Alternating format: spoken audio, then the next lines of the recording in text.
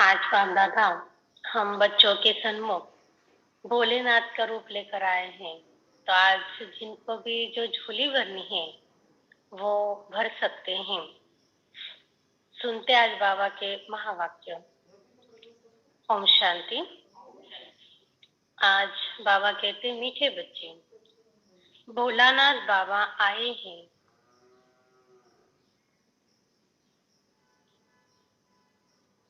भक्तों को भक्ति का फल देने।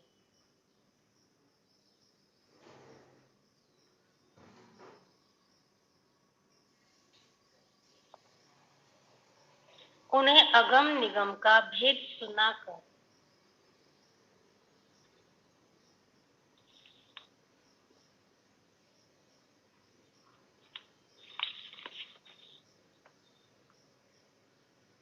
मुक्ति जीवन मुक्ति का वर्षा देने।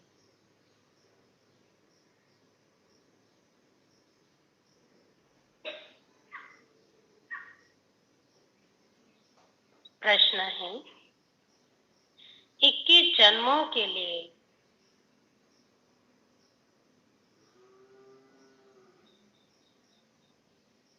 राजय पद की प्राप्ति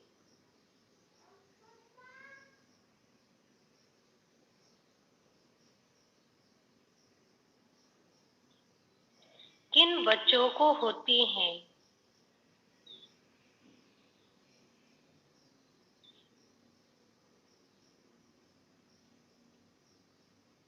प्रजा में कौन जाते हैं?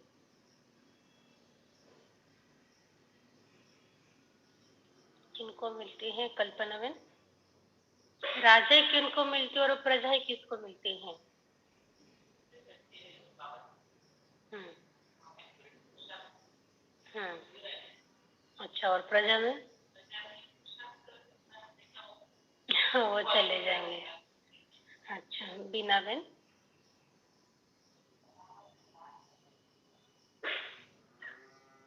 जो याद में रहते हैं। अच्छा, और लीला बेन? हम्म।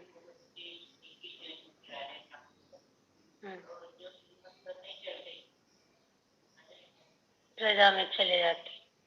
उत्तर है, जो मातेले बन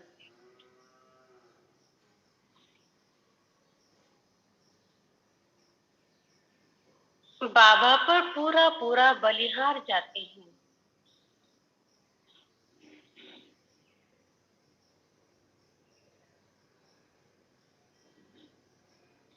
उन्हें राजय पद प्राप्त होता है।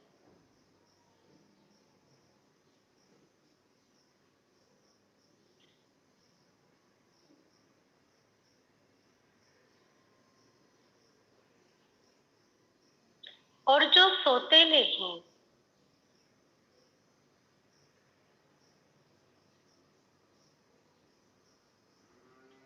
बलिहार नहीं जाते,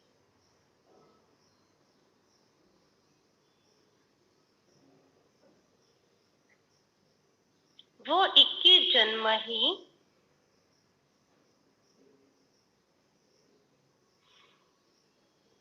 प्रजा में चले जाते हैं।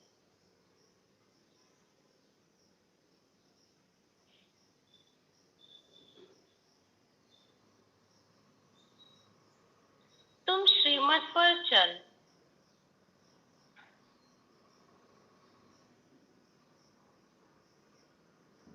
अपने ही योग बल से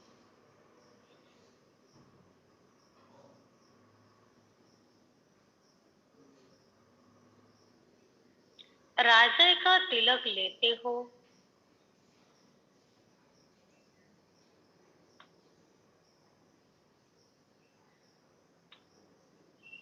यहाँ हथियार आदि की बात नहीं।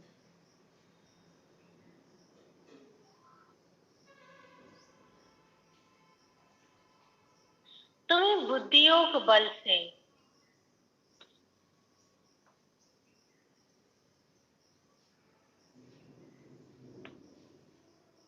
राजय का तिलक लेते हो।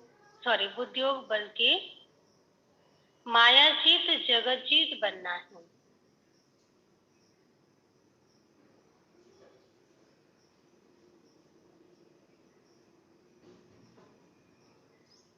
गीत है, भोलेनाथ से निराला और कोई नहीं।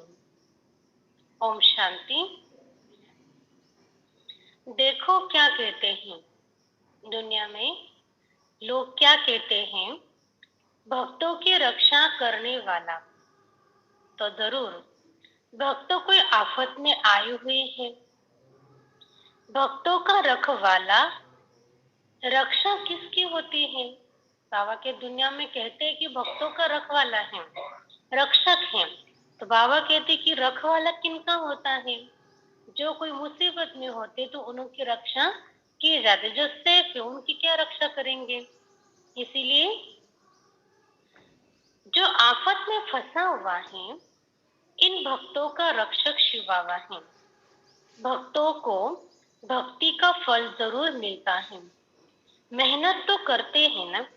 देखो ये कोई चमत्कार या जादू नहीं है, लेकिन ये एक कॉमनली साइंस है कि कोई भी चीज बारंबार करते हैं तो उसमें एक ऊर्जा निर्माण हो जाती है। चाहे वो कोई भी चीज हो, कोई भी।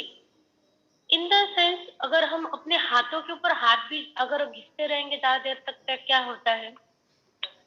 तो उसमें भी ऊर्जा आ जाती है। इसलिए ठंडियों के दिनों में देखो हम क्या करते हैं, हाथों को रफ करके अपने में गर्मी को पैदा करते हैं। ऐसे ही पुराने लोग जो थे ना, उनको अगर अग्नि जलानी होती थी तो पत्थर के ऊपर पत्थर रफ करते थे, या फिर लकड़ी को बार बार उसके ऊपर घिसते थे, गोल गोल उसके ऊपर, जैसे रवि को कैसे हम फेंकते हैं वैसे करते थे। तो बाबा कहते हैं कि ऐसे ही भक्त भी अगर बार बार तीर्थों पर जा रहे हैं, उपवास कर रहे हैं, या फिर कोई भजन कीर्तन गा रहे हैं, कोई भगवान का नाम का जाप कर रहे हैं, तो उसमें भी क्या होता है फिर? भावना तो होती, लेकिन उसमें भी ऊर्जा तो निर्माण होती ना, भले ज्यादा नहीं थोड़ी तो होती होगी। तो बाबा कहते कि ऐसे ही फिर जब उनके भक्ति की भी एक ऊर्जा निर्माण हो जाती तो उसका फल देने के लिए मुझे आना पड़ता है, और उसी ऊर्जा का नाम भक्ति का फल ही होता है।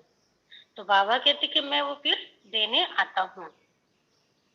कायदा कहता है पुरुषार्थ से प्रारब्ध मिलती है। कोई भी चीज की मेहनत करेंगे तो उसका फल मिलने बगैर नहीं रह सकता है। अब इस दुनिया में पुरुषार्थ कराने वाले सब हैं, है ना? पुरुषार्थ कराने वाले सब है ना, साधु संत बाबा बुआ, या फिर तीर्थ यात्राएं हैं, यज्ञ तप है, या फिर कहेंगे कि जो ग्रंथ आदि हैं, ये सब हमसे पुरुषार्थ करा कर लेने वाले ही हैं। भले उनका तरीका अलग अलग है, लेकिन सभी शास्त्र भी क्या कहते हैं कि आप पुरुषार्थ करो।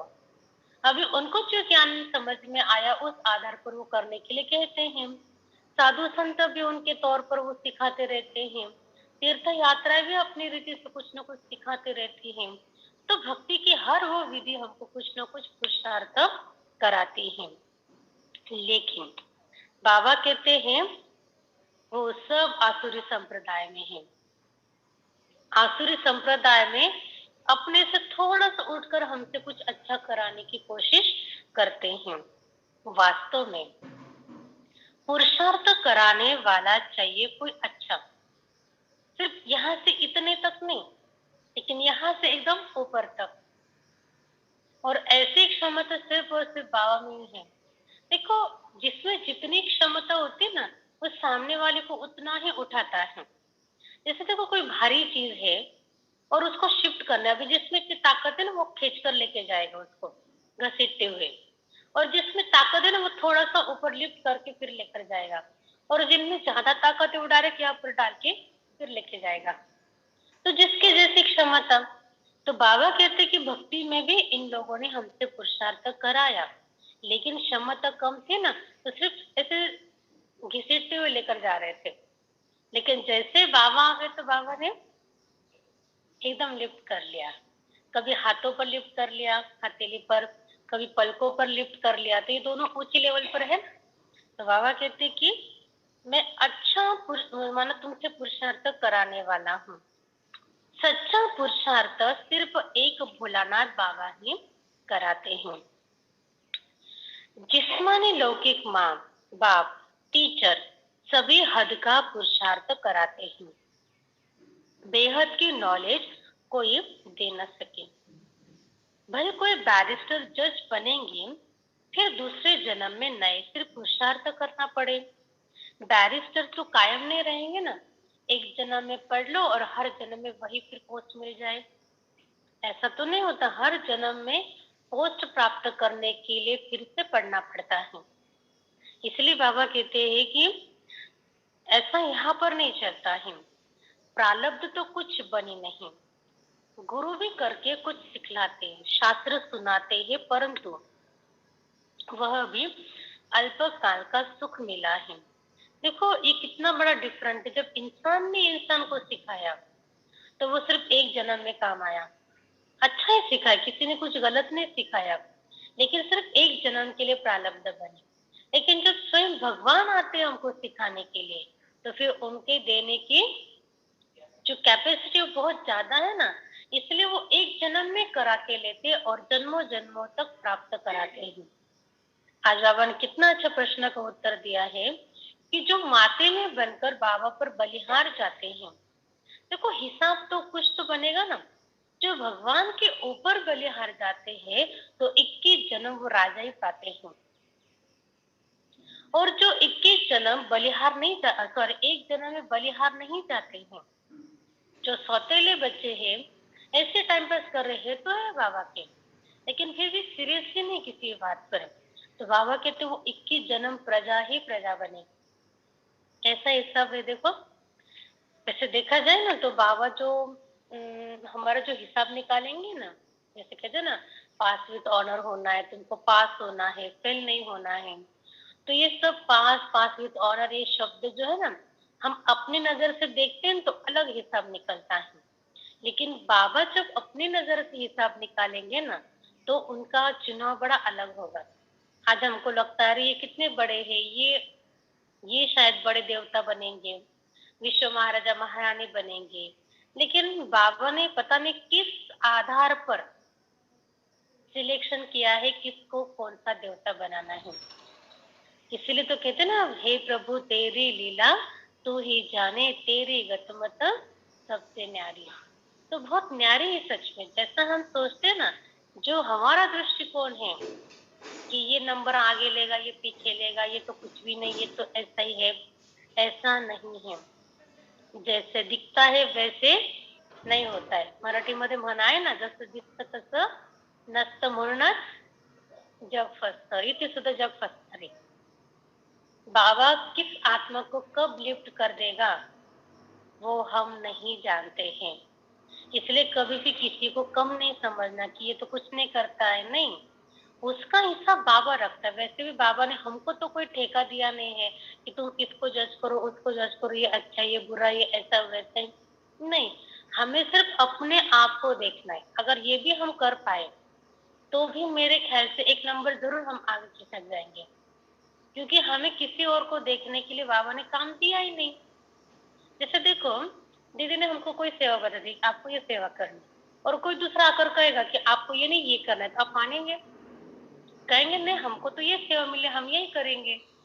तो जब सेवा में हम हिसाब रखते कि मुझे जो मिली वो मुझे करना है, तो फिर पुरुषार्थ में हम क्यों इसको उसको देखें? बाबा ने क्या बोला है कि आप इसको देखो, इसको चेक करो, ये ठीक है कि नहीं है, ये सही है कि गलत है, नहीं बोला है ना। तो बस हम अपने आप को देखते जाए, खुद को भी देख पाए ना तो बहुत हो जाएगा, क्योंकि खुद को बदलना है, दूसरों को बदलने की जिम्मेवारी हमारी नहीं है, वो बाबा जाने और वो आत्मा जाने।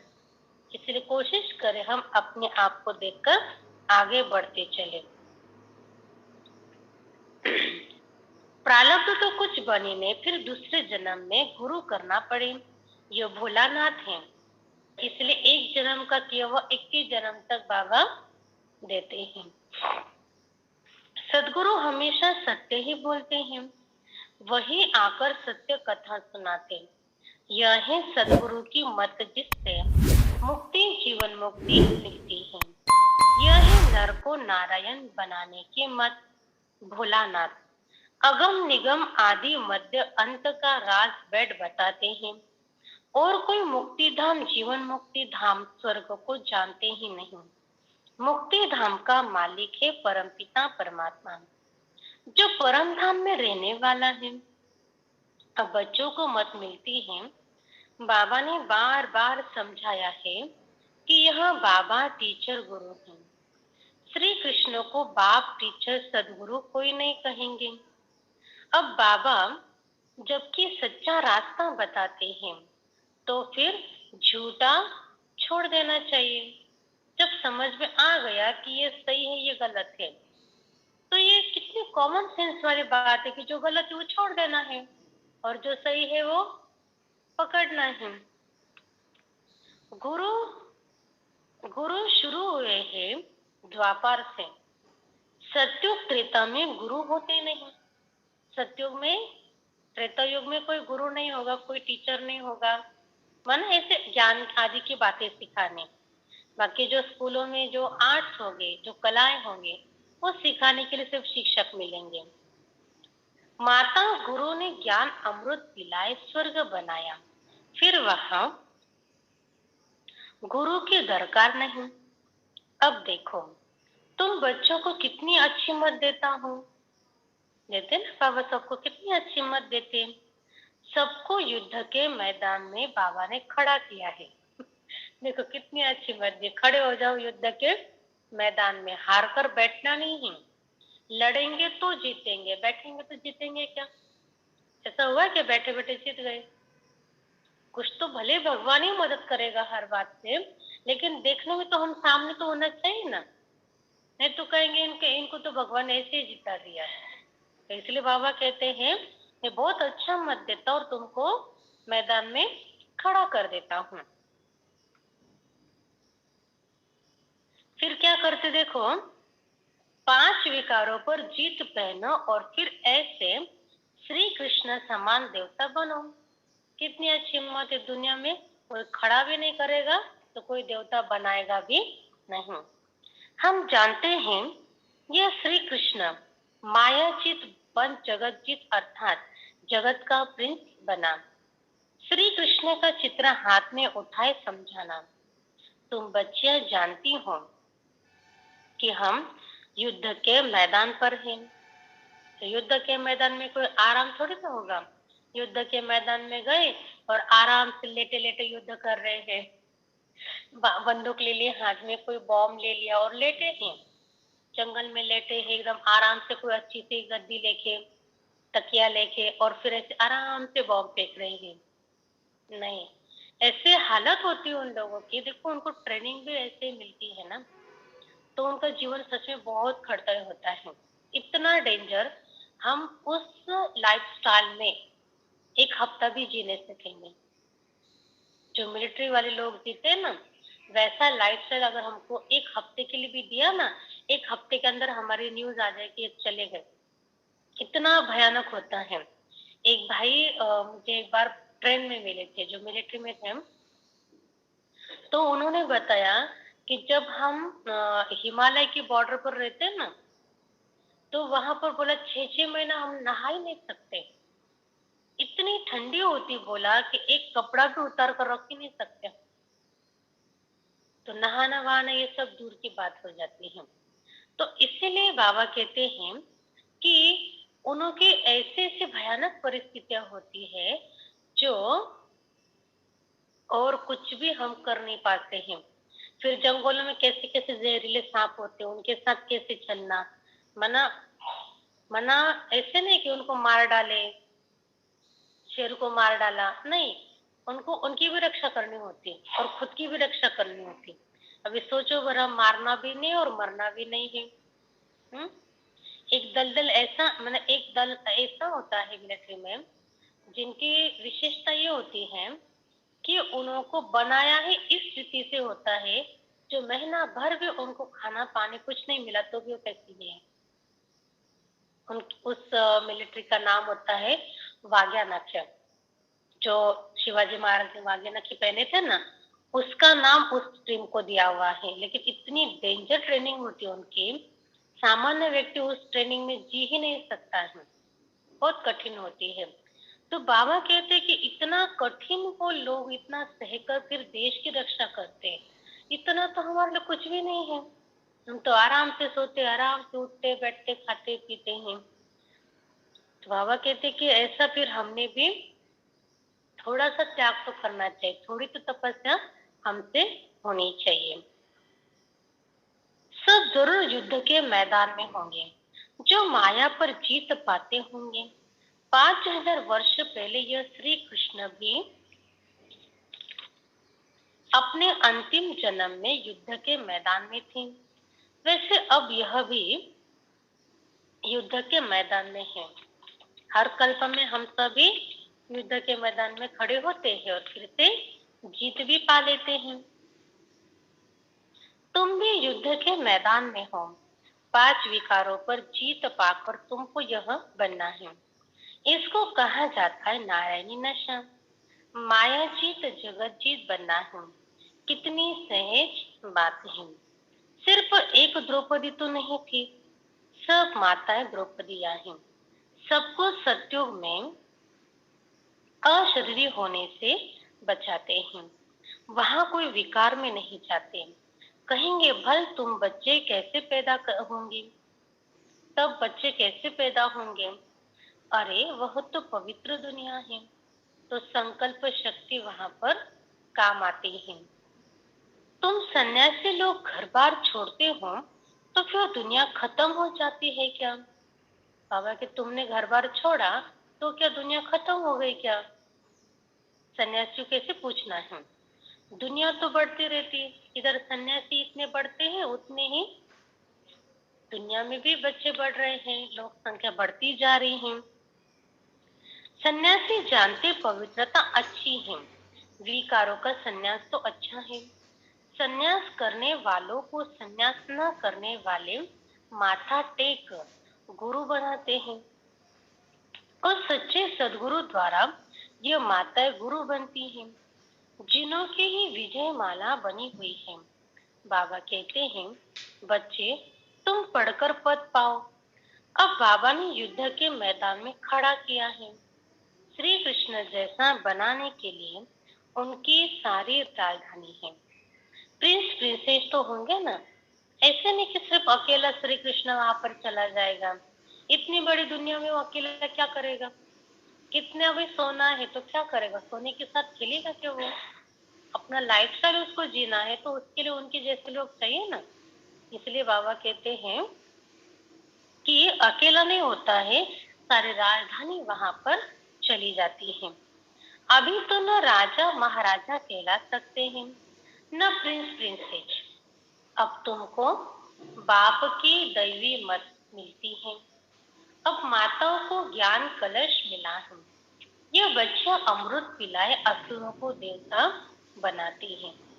देवता पुरानी दुनिया पर थोड़ी राज्य करेंगे, इतनी खराब दुनिया है। तो बाबा कहते उस पर तो मैं कोई तुमको राज्य करने के लिए नहीं बोलता हूँ, नई दुनिया देता हूँ जिस पर तुम राज्य कर सको। नई दुनिया भी बन रही है, तो बच्चे अब जल्दी जल्दी करो। एक तो है विकारों का बंधन। बाबा कहते जल्दी जल्दी करो, लेकिन क्या है, एक तो है विकारों का बंधन, दूसरा फिर है कर्म बंधन। ये बात इतनी सच्ची है। देखो ज्ञान की हर बात ना हमको समझ में आ गई है ऑलरेडी। बहुत समय हो गया हम हर बात को समझ पाते हैं, लेकिन धारण करने में उसमें टाइम लग रहा है। और धारण क्यों नहीं हो पा रहा है, क्योंकि हमारे कर्म के बंधन अभी अटके हुए हैं। जब तक ये अटकाव नहीं निकलता है तब तक हम अपनी संपूर्ण अवस्था को नहीं पा सकते। और ये देखो ड्रामा बाबा ने कितना विचार पूर्वक किया होगा, क्योंकि ये तो पहले से ज्ञान में आ गई और बाद में आने वाले अभी बाकी है। और ये अगर संपूर्ण बन जाती तो उड़ जाएंगे, तो फिर कैसे चलेगा ड्रामा। ज्ञान का जो ये चल रहा है ड्रामा, इसको ज्ञान मिला उसको ज्ञान मिला, ये पुराना होगा ये नया आ गया, तो ये सारा चलाने के लिए बाबा ने कैसी युक्ति रखी। जो कितने जन्मों का हिसाब है, सारा थोड़ा थोड़ा पेंडिंग रखा। हर जन्म में हम चुप तो करते रहे होंगे पिछला, लेकिन हर जन्म में थोड़ा थोड़ा परसेंटेज उन्होंने क्या किया, बाकी रखा, साइड में रख दिया और उसको लास्ट जन्म में लाकर छोड़ दिया। अब फेरते रहो, तब तक मेरे नए नए बच्चे आते जाएंगे, ज्वाइंट होते जाएंगे, और जब उनका आना बंद हो जाएगा तब तुम्हारी अवस्था कंप्लीट हो जाएगी और तुम फिर फरिश्ते बनकर उड़ जाएंगे। हम आगे चले ना जाए ना, इसलिए भी ये कह सकते कि ऐसा सिस्टम बना हुआ है। सच में दुनियादारी के कॉम्प्लिकेशन अगर देखें ना तो बहुत है। अगर हमको बोला ना कुछ करने के लिए, कुछ कर नहीं पाएंगे, समझ में ही नहीं आएगा क्या करें। लेकिन बाबा ने इतना युक्ति से किसको कब जन्म देना है, किसको कब ज्ञान में लाना है, किसको कब संपूर्ण बनाना है, ये सारा एकदम सिस्टम एकदम ठीक ठाक बना के छोड़ा है।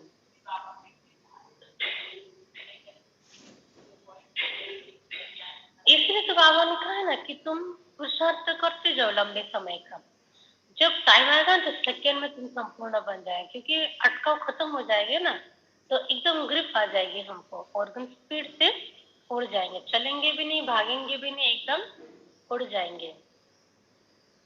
नई दुनिया भी बन रही है, तो बच्चे अब जल्दी जल्दी करो। एक तो है विकारों का बंधन, दूसरा फिर है कर्म बंधन। उनसे छूटने के लिए श्रीमत पर चलना पड़े। बाबा कहते हैं मुझे याद कर अशरीरी बनो। ऐसे नहीं कि आत्मा परमात्मा से मिल एक हो जाती है।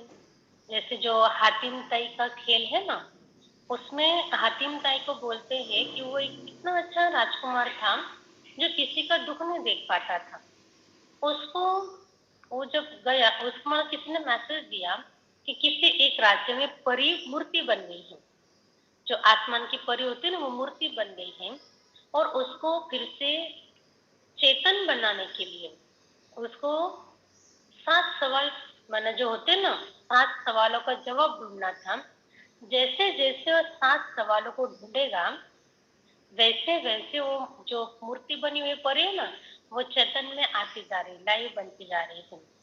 तो जैसे जैसे वो सवालों को सॉल्व करता है तो वैसे वैसे मूर्ति ठीक होने लगती है।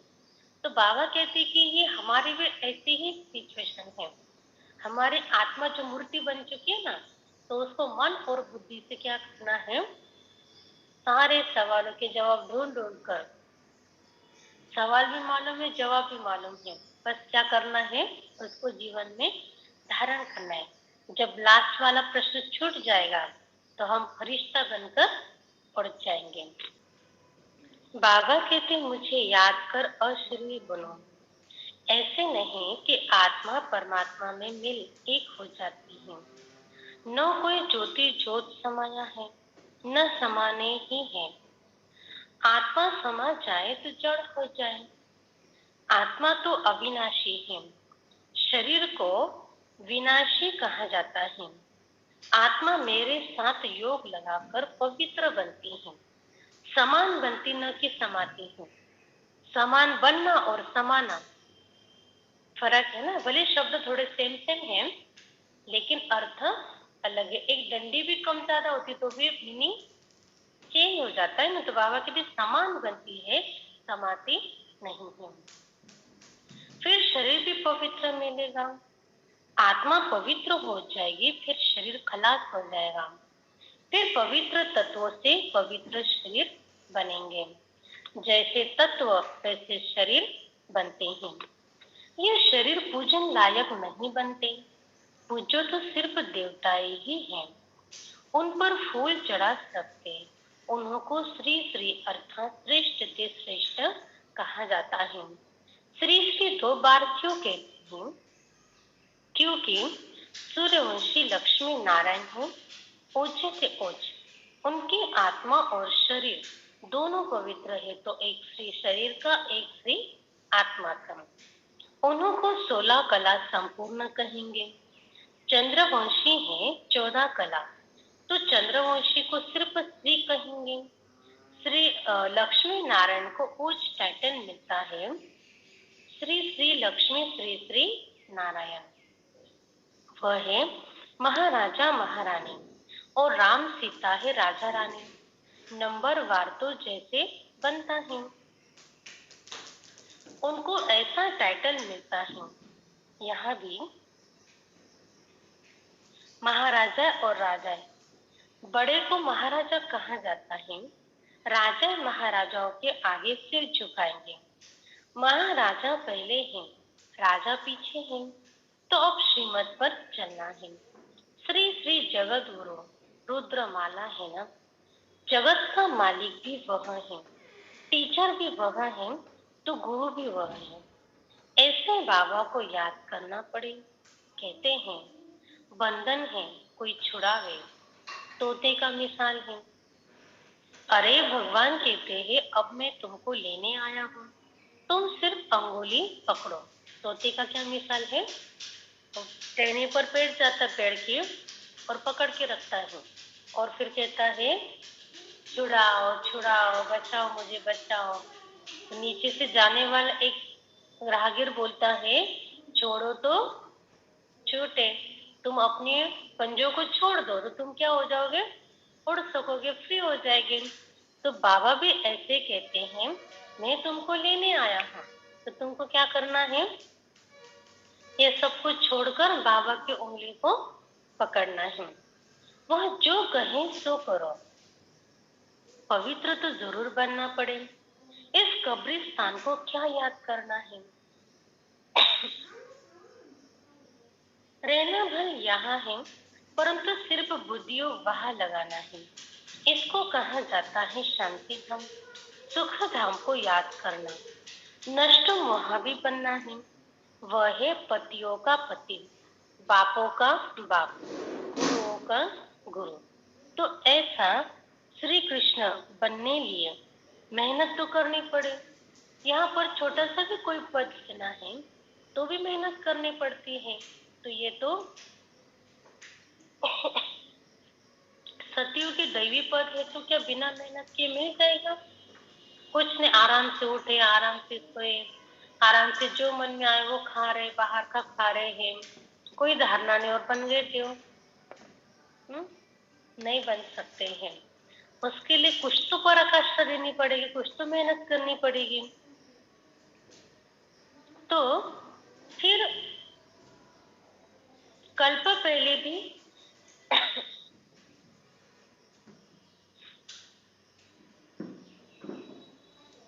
कल्प पहले भी पुरुषार्थ किया था और सत्युग की राजधानी स्थापन हुई थी, फिर हो रही है। इसमें पवित्र रहना है। पति जो सेवा कहे वो तुम करो, बाकी सिर्फ पवित्र रहना है। पवित्र नहीं बनेंगे तो वैकुंठ का मालिक नहीं बनेंगे। अब बाबा आकर तुम बच्चों को स्वर्गवासी बनाते हैं। पतितों को पावन करने वाला भी वही है, जगत का मालिक भी वह है। अब तुम बच्चियां ज्ञान धन से मनुष्यों को देवता बनाओ। यह तो नॉलेज है। बुद्धि में कितनी रोशनी आ गई है और कोई को यह नॉलेज नहीं। सब दर दर धक्के खाते रहते हैं। यहाँ हमको बाबा ने कितना साइलेंस में बिठा दिया है। बाबा कहते हैं मरने लायक हो तो भी बैठकर सुनो। बाबा कहते अगर इतनी बीमारी है जो कभी भी शरीर छूटे तो भी बाबा कहते क्या करो? ज्ञान सुनो। ज्ञान अमृत मुख में हो, शिव बाबा की याद हो, तब प्राण तन से निकले, फिर अंतमति सोगति हो जाएगी। नहीं तो न विकर्म विनाश होंगे, न मोहचित बनेंगे, मुक्त भक्ति का फल गवा देंगे। बाबा ने आज पहली बार ये बात बताई है कि अगर बाबा की याद नहीं है, मुख में ज्ञान का अमृत नहीं है, तो बाबा कहते भक्ति का फल गवा देंगे। जो इतनी भक्ति करने के बाद हमको परमात्मा प्राप्ति मिली है, ज्ञान मिला है, तो उसको आप ऐसे ही गवा देंगे।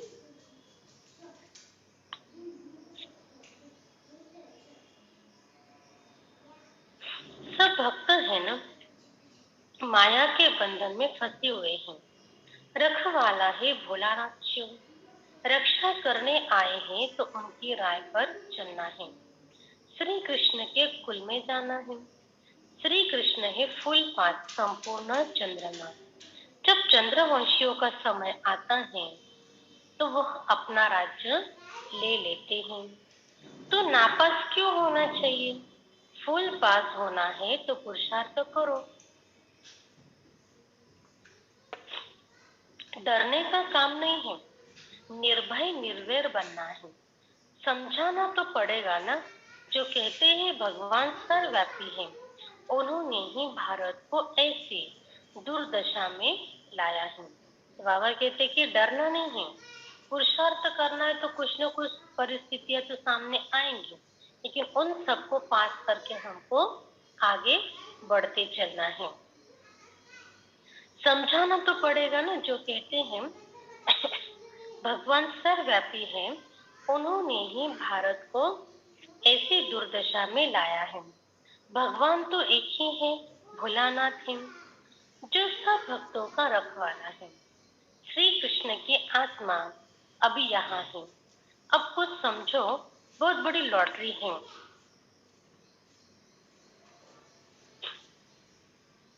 घोड़ दौड़ है, हमको दौड़ना है बुद्धि योग से। जितना हम दौड़ेंगे उतना जल्दी बाबा के पास पहुंचेंगे। जैसे कोई इनाम रखा हुआ है और उसमें रेस रखते हैं घोड़ों की। तो बाबा कहते कि उस रेस में जो जीतता है उसको इनाम मिल जाता है। तो यहाँ पर भी हमें बुद्धि से ये रेस करनी है। जो जीतेगा उसको इनाम मिल जाएगा। बाबा ने बार बार समझाया है। हम युद्ध के मैदान में खड़े हैं। तो युद्ध के मैदान में आराम नहीं मिलता है। वहां पर परिस्थितियां होती है, कौन कहां से क्या वार कर देगा। कौन बंदूक से मारेगा, कोई चाकू से मारेगा, कोई तलवार से मारेगा, कोई बॉम्ब से उड़ाएगा। हम्म? तो इतना मैदान में तो कोई अपने मन से तो नहीं चलेगा ना कुछ भी, कि नहीं इधर से जाऊंगा तो यहाँ दुश्मन है तो बस। नहीं, कहाँ से भी कोई भी दुश्मन आ सकता है और कोई भी वार हो सकता है। तो ऐसे हम युद्ध के मैदान में हैं, तो जिनसे हो सकता है अपेक्षा भी नहीं की ना, उनसे भी हमको परीक्षाएं सामने आए, हो सकता है। हमें नहीं मालूम कि ये दुश्मन है, हमें लगता है ये प्रियजन है, और वहां से परिस्थिति आ जाए। तो ऐसे हमारी अभी बाबा ये सब ट्रेनिंग ले रहे हैं। मनुष्य कहेंगे हथियार आदि कहाँ है, जो जो सारी सृष्टि पर विजय पाएंगे। बाबा ने एक्ट कर दिखाई है, एक्टिंग की करके दिखाई होगी। हम बुद्धि और बल से माया चीत जगत चीत बन रहे हैं। हम निष्ठा में बैठे हैं, अर्थात शिव बाबा के याद में। बुद्धि वहां लटकी हुई है। पतियों के पति ने कहा है पतिव्रता बनना, और कोई को याद नहीं करना। योग लगाते लगाते परिपक्व अवस्था को पाना है। कन्या भी पति को याद करती है ना। वह तो है देहधारी, परमात्मा तो अशरीरी है। उनको बुद्धि से ही याद कर सकते हैं। देह अभिमान तोड़ देही अभिमानी बन जाएंगे। बुद्धि में चक्र तो फिरता रहता है। हम अपने स्वर्ग धाम जरूर पधारेंगे।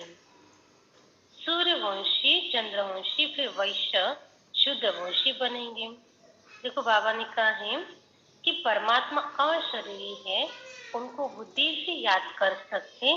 देह अभिमान तोड़ देही अभिमानी बन जाएंगे।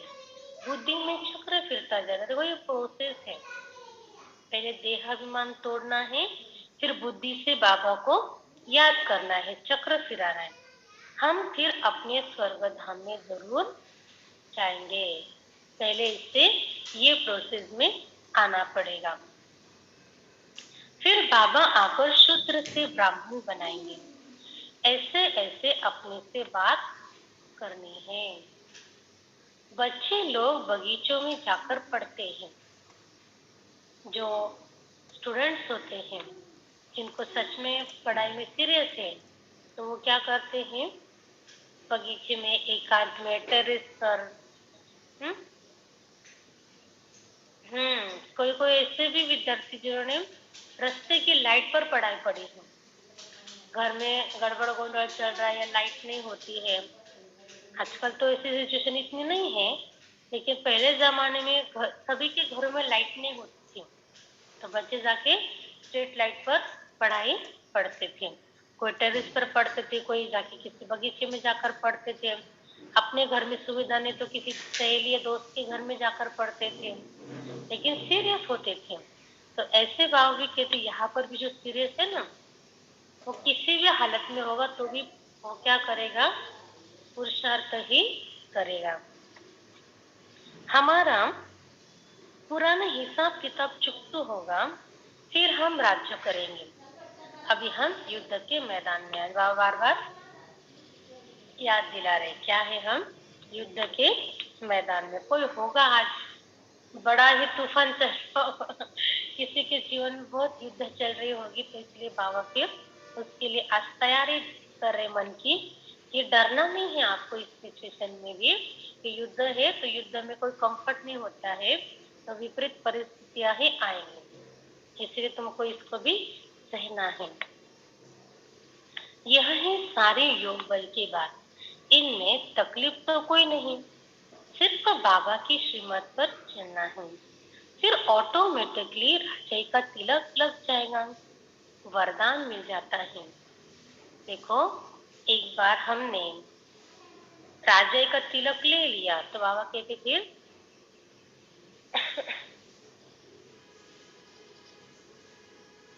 वरदान मिल जाता है। देखो आज क्या वरदान नोट कर लेना, आयुष्यवान भव, पुत्रवान भव, वहां धन आदि सब इच्छा रहता है।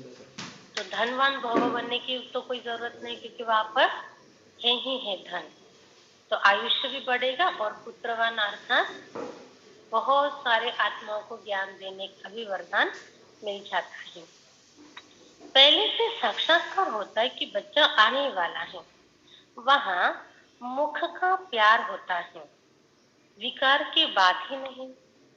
देखो बाबा कहते वहां इतनी पवित्रता है, जो मुख का प्यार माने सिर्फ देखने की संकल्प आएगा और गर्भ धारणा हो जाएगी, वहां है ही निर्विकारी दुनिया। श्री कृष्ण देखो कितना फर्स्ट क्लास मीठा है। अब ऐसा तुमको बनना है। श्री कृष्ण फर्स्ट क्लास है और मीठा भी है, तो ऐसे हमको भी बनना है। तुमको तो पटरानी बनना है। मीरा तो सिर्फ भजन गाती थी, उनको भगवान थोड़ी मिला। वह तो है ही भक्ति मार्ग। मीरा भी अभी कहाँ न कहाँ है, उसने भी ज्ञान लिया होगा, अगर पक्के भक्तिन होंगे। हम भी द्वापर से भक्ति करते आए हैं ना, बुद्धि से समझना है। शिव बाबा मैं आपकी हूँ, आपसे पूरा वर्षा लूंगी, मैं आप पर बलिहार जाती हूँ। तो बाबा भी 21 बार बलिहार जाएंगे।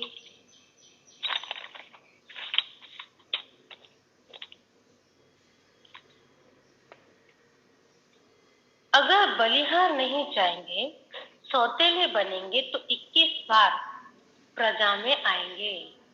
अगर मातेले बनेंगे तो राजा में आएंगे, और सौतेले बनेंगे तो प्रजा में आएंगे, और हर बार 21 बार। देखो कैसा हिसाब है ना। दुनिया एक जो कहावत बनी ना, सदगुरु का निंदक ठौर न पाए। तो एक बार मैंने क्लास में सुना था सूरज भाई के, कि उन्होंने कहा भगवान के साथ गद्दारी करना इतना आसान नहीं है, करने में कोई झिझक नहीं आती है। ऐसे मन में आया और छोड़कर चले गए, इधर उधर दुनिया में बता रहे कि बाबा का ऐसा है, ओम शांति में ऐसा है वैसा है, बोलने में कुछ नहीं लगेगा। लेकिन जब इसका परिणाम सामने आएगा, तब ये होगा, किसी भी जन्म में, पूरे कल्प में किसी भी जन्म में उस आत्मा को सम्मान नहीं प्राप्त होगा। कितना बड़ा हिसाब बन जाता है। जब यहाँ पर पुरुषार्थ करने से पूरा कल्प हमारा भाग्य बन जाता है, तो यहाँ पर गलती करने से पूरा कल्प दुर्भाग्य नहीं बन सकता है। बनेगा कि नहीं बनेगा? इसीलिए इतना आसान नहीं समझना यहाँ पर कैसे भी चले कुछ भी किया नहीं, हर बात का हिसाब बनेगा। कोई कोई होते हैं ना बेवफाई करते हैं, तो बाबा कहते उनको भी किसी जन्म में वफा नहीं मिलेगी, उनको भी हर जन्म में बेवफाई का ही टेस्ट करना पड़ेगा, अनुभव आएगा। इसलिए हो सके जितना हो सके अच्छे से अच्छे बनते जाए, करते जाए। नहीं कुछ आता है ना, चुप बैठ जाओ।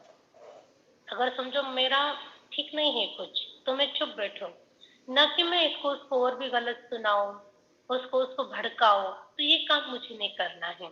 क्यों? क्योंकि मेरा हिसाब बनने वाला है, और मेरा हिसाब कोई और मुझे चुप तो करने में मदद नहीं करेगा, तो मुझे ही करना पड़ेगा। बाबा कहते तुम मेरे को याद करो, तो हम मदद भी करेंगे। हिसाब किताब तो है ना, तो बाबा कहते कि उसको चुप तो करने में मैं तुमको पूरा पूरा मदद करूंगा। क्या मदद करेंगे? कोई फीलिंग ही नहीं आने देंगे। समस्या जीवन में आएंगे, लेकिन समस्या समस्या है, ये ज्यादा देर तक हमारे अंदर उसके संकल्प नहीं चलेंगे, और उसको तुरंत उसको यहाँ से डोंट केयर किया ना, तो समस्या लगती नहीं है। जैसे भी कभी कभी चोट लगती है और ध्यान नहीं जाता, तो पता ही नहीं चलता कब लगी। जब बिजी होते हैं, ध्यान में नहीं है और चोट लग गई, पता ही नहीं चलता है। लेकिन कब पता चलता है? ध्यान जाता है, फिर कहता रही ये कब खून निकला मुझे तो मालूम ही नहीं। तो बाबा भी यही कहते हैं कि परिस्थिति निकल जाएगी, फिर भी तुमको पता नहीं चलेगा कि कब परिस्थिति आई थी और कब चली गई। सब जब चर्चा करेंगे तब पता चलेगा। एक बार एक फैमिली थी, तो उनके घर में ना जो अपना प्रेशर कुकर होता है ना, उसका ब्लास्ट हो गया। क्या हुआ, फैमिली में सिर्फ 3-4 लोग थे, तो बच्चे मोबाइल मोबाइल खेल रहे थे, और एक माता सोई हुई थी, और एक जो बहन थी ना जो भोजन बना रही थी, तो उसने प्रेशर कुकर चढ़ा दिया और सब्जी काटने वही किचन में बैठ गई। लेकिन अचानक लाइट चली गई। देखो बाबा की मदद भी है और ये उदाहरण भी है। अचानक लाइट चली गई और वो उठी मोबाइल लेने के लिए, क्योंकि वो टॉर्च चलाई। जैसे गई और मोबाइल बच्चों से लेकर आई, धड़ाम से ब्लास्ट हो गया कुकर का। ब्लास्ट हो गया, वो कुकर ऊपर छत पर लगकर फिर से नीचे आ गए। घर वालों को लगा कि बच्चे पटाखे जला रहे हैं। ब्लास्ट घर में हुआ, और इनको लगा कि देखो ये बच्चे कैसे शैतान है, जो अभी कोई त्योहार नहीं, कोई स्पेशल दिन नहीं, फिर भी पटाखे जला रहे हैं। और फिर जब सारे लोग घर में आ गए और सब जमा होके कि क्या हुआ पूछने के लिए, तो ये घर वाले पूछना आप सब क्यों यहाँ पर आ गए?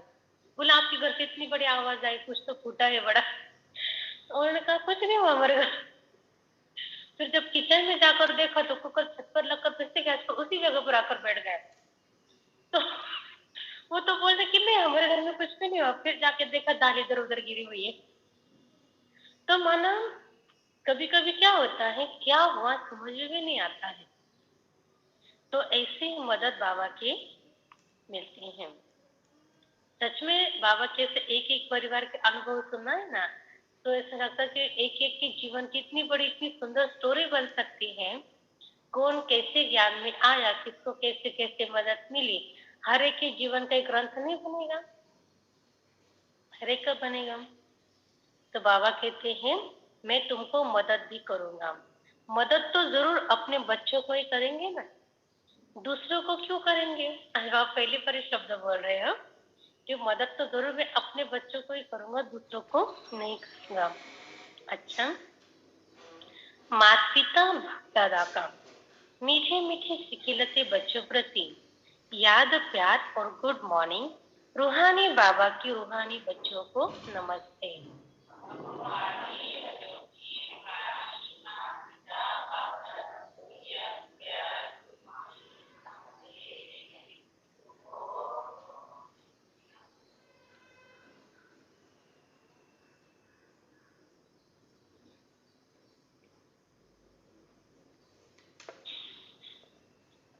सार है पहली पॉइंट, माया पर जीत पाकर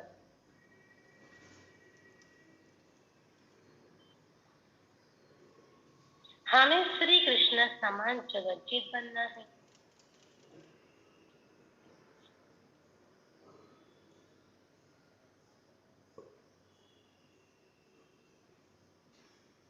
इस युद्ध के मैदान में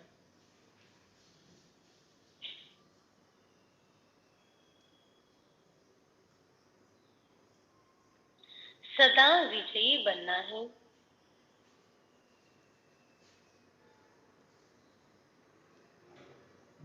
विजयी बनना है, हार नहीं खानी है।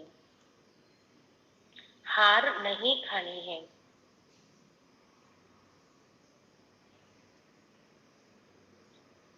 दूसरी पॉइंट है, श्रीवत्स से स्वयं को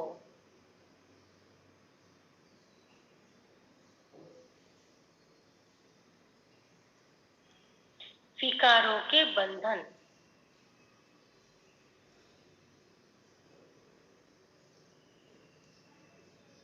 और कर्म बंधन से मुक्त करना है।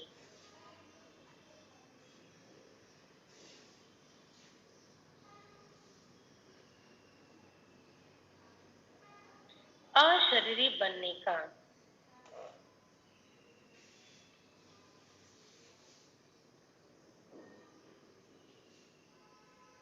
अभ्यास करना है।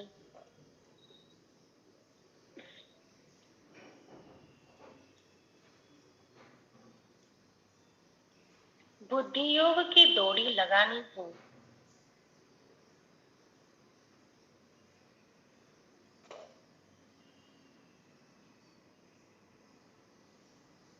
वरदान है, चेहरे द्वारा संपन्न स्थिति की झलक। चेहरे द्वारा संपन्न स्थिति की झलक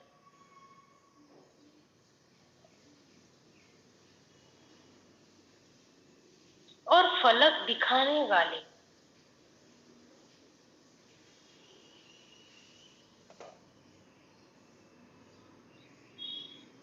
सर्व प्राप्ति स्वरूप होगा।